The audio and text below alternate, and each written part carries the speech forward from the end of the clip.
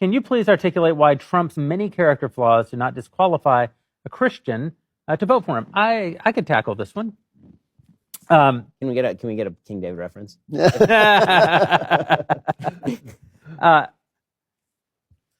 An interesting thing happens in the Bible. Paul kind of expounding on Jesus saying, "Render unto Caesar what is Caesar's."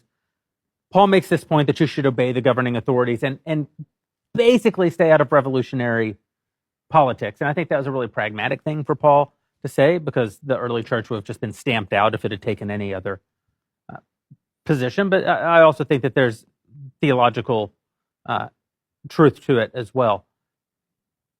But something does happen in a republic.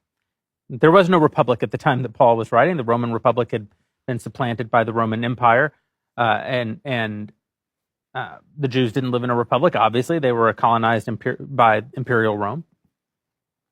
But in a republic, in a democratic republic, the government is comprised and given its power by the people. And in that sense, what Paul said, or what Christ said, "Render unto Caesar what is Caesar," it's not that isn't still true. It's just that relationship looks much different. You have a role in the government. And so it's not, I think, a fair New Testament position that you shouldn't be involved in the government when you live in a democratic republic. So to the extent that you do exist in a democratic republic, you have responsibilities. And one of those responsibilities is your vote. You don't always, in an electoral system, have the opportunity to vote for a great person. You very rarely have the opportunity to vote for a great person. You don't always have the opportunity to vote for a particularly good person.